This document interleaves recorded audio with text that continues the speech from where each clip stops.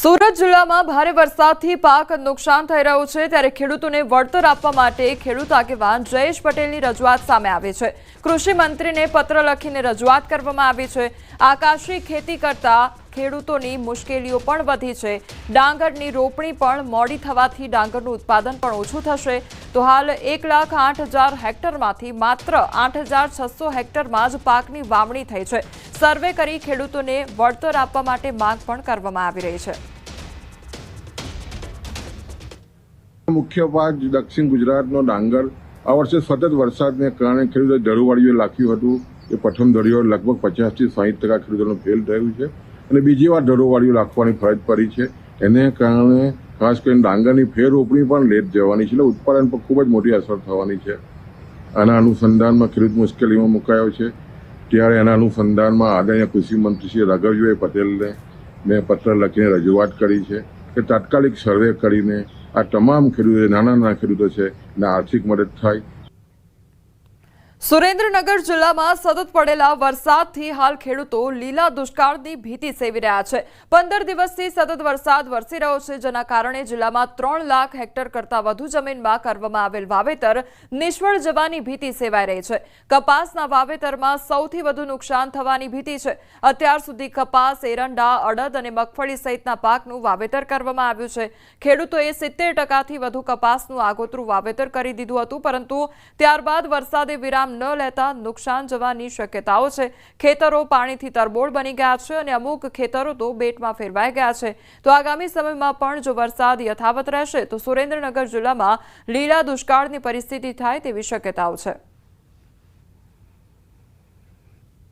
સતત વરસાદ થવાથી આ બહુ નુકસાન થયા છે। ધારો કે કપાસના વાવેતર કર્યા, જાર, તલ, અડદ બધા કન્ટિન્યુ 10-15 દિવસથી જે વરસાદ ચાલુ છે એના હિસાબે બધા પાક નિષ્ફળ ગયા છે અને હવે આ પાકનો નિષ્ફળ ગયા તો સરકાર કંઈક સહાય આપે તેવી ખેડૂતોની બધાની એવી ઈચ્છા છે કે સરકાર કંઈક ખેડૂત સામે જોવે અને સહાય કરે। કે જેવા પાકોમાં શરૂઆતમાં સારું હતું પણ છેલ્લા 15-20 દિવસથી જે નુકસાન થયું છે કે જે બિયારણ મોંઘા ભાવનું બીટીનું બિયારણ 900 રૂપિયાની ટેલી એવી 10 ટેલી વાવી, જુવાર વાવી છે તો એ છેલ્લા 20 દિવસથી વરસાદ વરસી રહ્યો છે તો અમારે આ પાક સતત નિષ્ફળ ગયો છે। તો અમારી એવી માગણી છે કે અમને સરકારશ્રી કોઈ આવી સહાય કરે। ખેતરોમાં અત્યારે એવી પરિસ્થિતિ છે કે લીલા દુષ્કાળ જેવી પરિસ્થિતિ છે અને સરકાર આ બાબતે યોગ્ય કાર્યવાહી કરે અને ખેડૂતોનું સર્વે કરાવી અને જો વળતર આપે તો ખેડૂતો પોતાનું બીજો પાકનું વાવેતર કરી શકે છે। સુરેન્દ્રનગર જિલ્લામાં છેલ્લા 15 દિવસથી સતત વરસી રહેલા વરસાદને લઈને કપાસ સહિતના જે પાકનું આગોતરું વાવેતર કરવામાં આવ્યું હતું તેમાં મોટા પ્રમાણમાં નુકસાન થવાની જે છે શક્યતાઓ સેવાઈ રહી છે।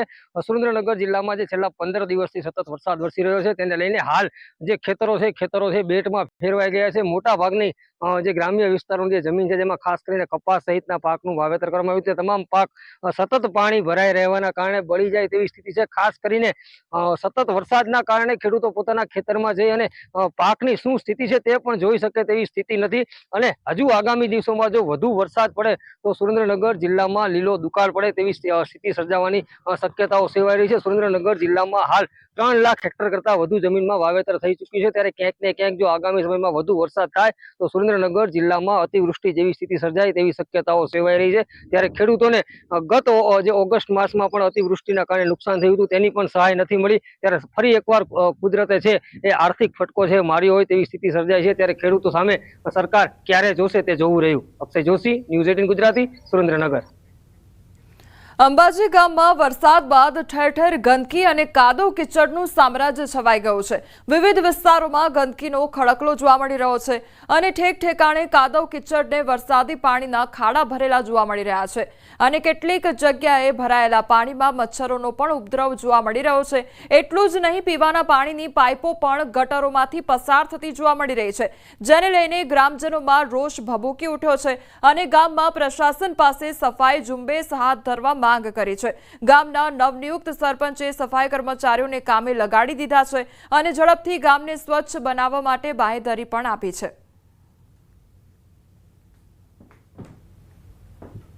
पीने के पानी भी गंदा आता है और वो कह रहे कोई सालों से गंदा आ रहा है, हम तो मोल डला डला के पी रहे हैं पानी। आंगनवाड़ी है, यहाँ पे छोटे छोटे बच्चे, मच्छर वगैरह और ये नाले वगैरह सब खुले पड़े हैं। कोई ध्यान ही नहीं देता है यहाँ पे। गंदगी धुल जाती है थोड़ी, पर बारिश जाने के बाद काफी गंदगी हो जाती है और गटर लाइनों के अंदर पाइप लाइनें जो डली हुई है उन्हें बाहर निकाली जाए और उस पाइप लाइन अगर कोई काम करा फूट जाती है तो गंदा पानी बासड़ा पानी आता है। तो मैं बधा सफाई कर्मचारीओने बधा कामे लगाई दीधा छे। गटरो साफ करीने ए कचरो ट्रेक्टरमां भरी जवामां आवे अने रोडनी साफ सफाई करवामां आवे। जे पाणी छे, पाणी भरायेला छे ते बधा पाणी साफ करीने त्यां दવાનો छंटकाव करवामां आवे जेथी बाळको बीमार ना पड़े अने गंदकीना कारणे रोग फैलाय ना, ए माटेनी मैं सूचना आपी दीधी छे।